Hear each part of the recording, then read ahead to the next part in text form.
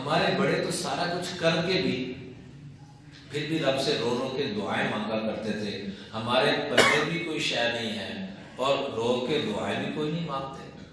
حضرت امام زین العابدین سے بڑا بھی کوئی اخلاق والا ہو سکتا ہے جن کے سامنے سارا حضور علیہ السلام کا گھرانہ، سارے حضور صلی اللہ علیہ وسلم کے نواسے، ان کے آگے بچے، ساری نسل حضرت امام زین العابدین کے سامنے کٹ رہی ہے اور کاٹنے والوں کو گلے سے لگا رہے ہیں. خولد بن جزید بعد میں آتا ہے اور آگے کہتا ہے مسافروں نہ کھانا ہے نہ ٹھکانا ہے. تو کہا کھانا بھی ملے گا ٹھکانا بھی ملے گا، اپنے گھر ٹھہرایا. یہ خولد بن یزید کون ہے؟ جس نے حضرت امام حسین رضی اللہ تعالیٰ عنہ اور بھی بڑے ظالم اور بد نصیب تھے، لیکن دو ظالم اور بد نصیب یہ وہ تھے جنہوں نے حضرت امام حسین کا سر تن سے جدا کیا تھا. اس میں سنان بن انس نخعی اور خولد بن یزید. تو خولد بعد میں مہمان بنتا ہے کن کا؟ حضرت امام زین العابدین رضی اللہ تعالیٰ عنہ کا. تو آگے کہتا ہے نہ کھانا ہے نہ ٹھکانا ہے. کھانا بھی کھلایا بڑا اچھا، گھر میں سلایا بھی. صبح جانے لگا تو اپنی سواری بڑی اعلیٰ قسم کی وہ اس کو گفٹ کی، قیمتی تحفے دیے. تو جاتے ہوئے کہنے لگتا آپ نے مجھے پہچانا نہیں. صبر کا پیمانہ لبریز ہو گیا، اب نہیں برداشت کر سکتے. ابھی تک برداشت کر رہے تھے، موٹے موٹے آنسو آنکھوں سے نکلنا شروع ہو گئے اور داڑھی مبارک تر ہو گئی آنسوں سے. تو کہا خودی تجھے کیسے بول سکتا ہوں کہ جس نے میرے بابا کا یہ حال کیا، ہمارے سارے خاندان کے نہ کسی بچے کو چھوڑا نہ بڑے کو چھوڑا، سب کو ذبح کر دی، تجھے بول سکتا ہوں. تو حیران ہو کے کہتا ہے یہ کر کیا رہے ہیں؟ کہ ایک دفعہ تیرے پاس ہم نے مان کے آئے تھے، جو تمہارے خاندان کی ریت تھی تو ویسے پیش آیا، جو ہمارے خاندان کی ریت ہے ہم ویسے پیش آئے. اس مقام پہ پہنچنے کے باوجود حضرت امام زین العابدین پتہ کیا دعا مانگا کرتے تھے؟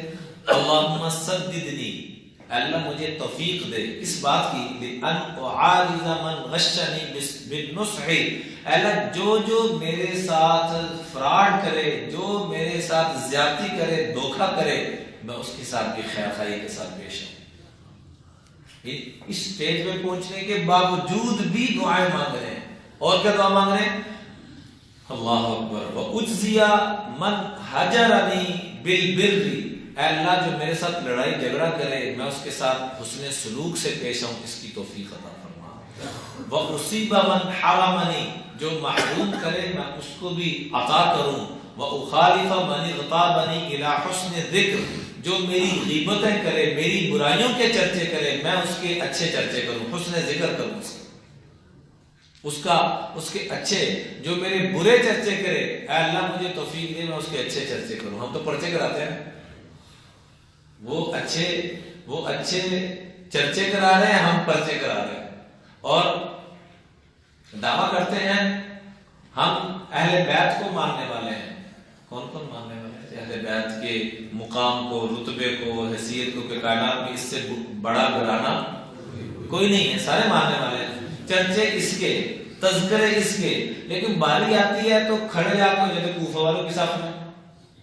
کوفہ والے کیا تھے؟ بولے تو صحیح، وہ بول لو سارے. کوفہ والے کیا تھے؟ ظالم تھے. کوفہ والے کیا تھے جی؟ اور ہم بھی کیا بن چکے ہیں؟ ظالم بن چکے ہیں.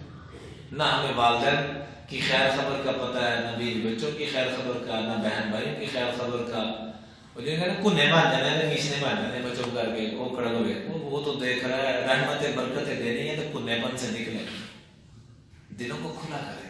پھر دیکھیں اللہ کیا رحمت اور برکتوں سے مالا مال فرماتے ہیں.